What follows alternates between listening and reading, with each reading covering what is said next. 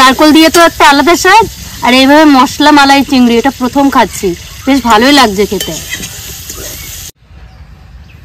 নমস্কার বন্ধুরা, রেখা kitchen with village ফুডে আপনাদের সবাইকে অনেক অনেক ভালোবাসা।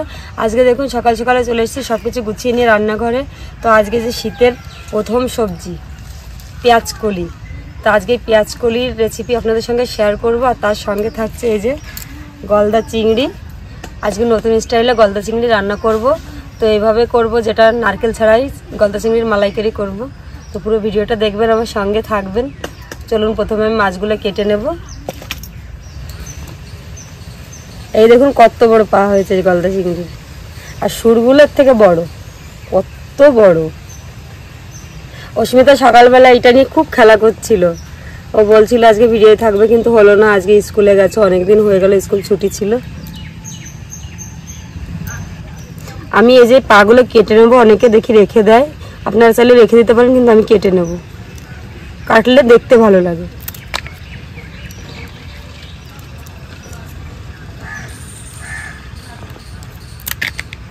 আর এই যে ছোট ছোট এই যে পাগুলো কেটে নেবো। এগুলো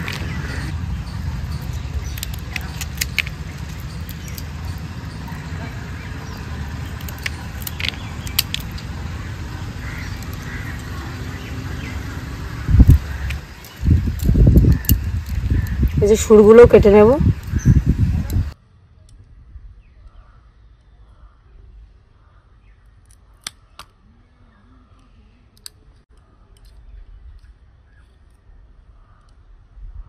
এখানে যে গলদা চিংড়ির চোখ দুটো কেমন হয়ে রয়েছে, তো চোখ দুটো কেটে নেব।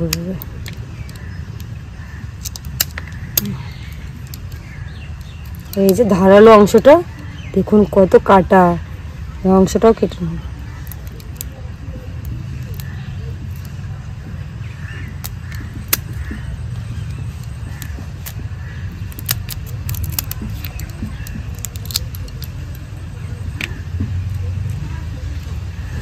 এই যে চিংড়ি মাছের মাথার মধ্যে যে নোংরাটা থাকে, এটা টেনে বের করে নেব।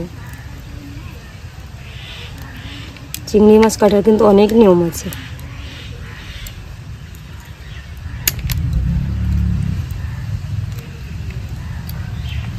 এই যে পিঠের অংশটা, এটাও কেটে নেব আমি কাছে দিয়ে।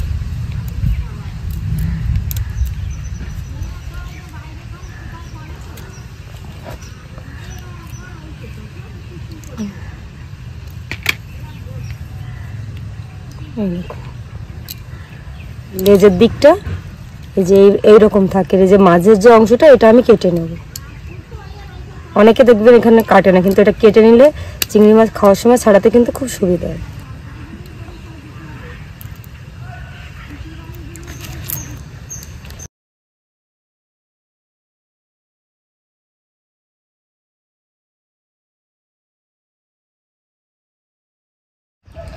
মাছ কেটে ধুয়ে নিয়ে চলে এসেছি। এবার আমার কিছু মশলা লাগবে, সেগুলো আমি বেটে নেব।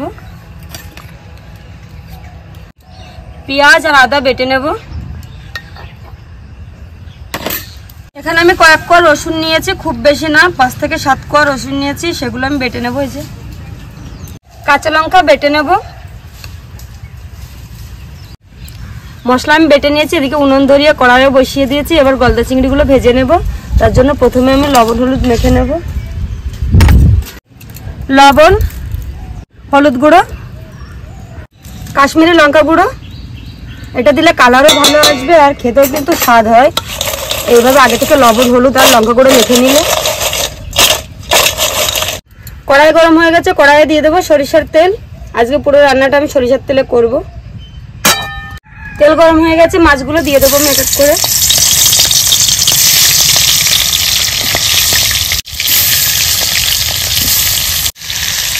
চিংড়ি মাছের এপিট ওপিট দুপিট আমি সুন্দর করে ভেজে নিয়েছি, এবার তুলে নেব।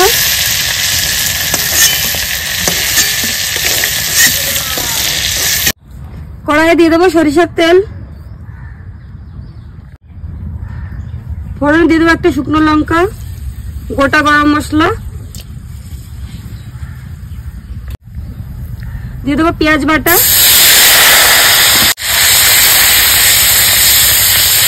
আদা বাটা, কাঁচা লঙ্কা বাটা,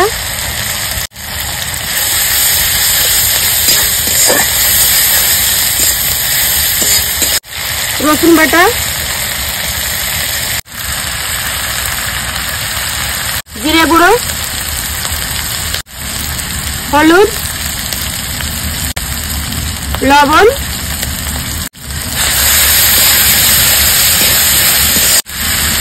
সামান্য জল, সুন্দর করে গুলে নেব। এবার এটা আমি দিয়ে দেবো মশলার মধ্যে।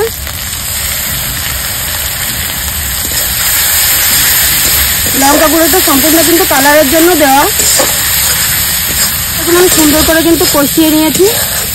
কত সুন্দর করে কষিয়ে নিয়েছি দেখুন, গ্রেভিটা দেখুন শুধু। এইভাবে কিন্তু রান্না করলে নারকেল লাগবে না, নারকেল ছাড়াই কিন্তু মালাইকারি হয়ে যাবে, মশলা মালাইকারি। দিয়ে দেবো জল।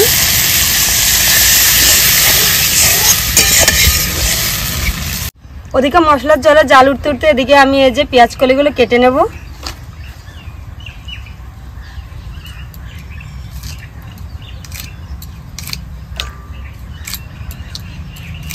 জলে জাল উঠে গেছে, এই পর্যায়ে আমি এই যে দিয়ে দেবো গরম মশলা গুঁড়ো। এটা জলের সঙ্গে কিন্তু খুব ভালো করে জাল উঠে গেলে চিংড়ি মাছের মধ্যে ঢুকবে, তাহলে খেতে ভালো লাগবে।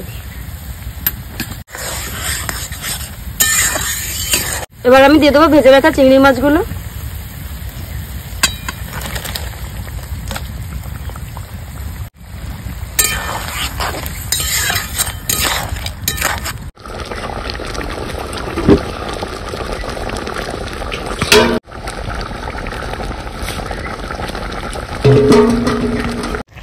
এই দেখুন বন্ধুরা, একদম রেডি চিংড়ি মাছের মশলা মালাই।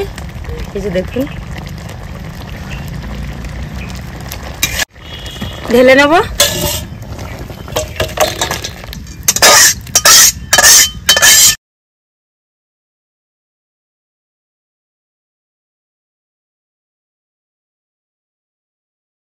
কড়াইয়ে দিয়ে দেবো সরিষার তেল, ফোড়নে দিয়ে দেবো কালো জিরে, কয়েকটা কাঁচা লঙ্কা গোটা, কেটে রাখা পেঁয়াজ কলি, লবণ, হলুদ গুঁড়ো। সুন্দর করে আমি ভেজে নেবো পেঁয়াজ কলিটা এভাবে।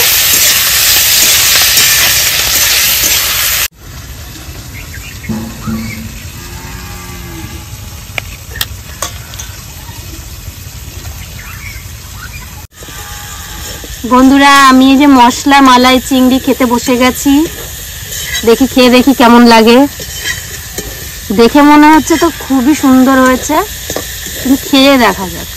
খেয়ে না দেখলে তো বোঝা যাবে না, খেয়ে দেখি।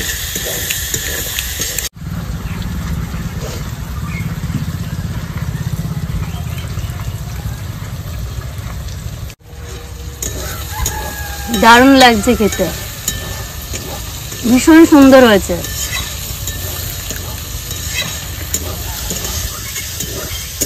নারকেল দিয়ে তো একটা আলাদা স্বাদ, আর এইভাবে মশলা মালাই চিংড়ি এটা প্রথম খাচ্ছি, বেশ ভালোই লাগছে খেতে। বন্ধুরা, খেতে তো খুবই ভালো লাগছে।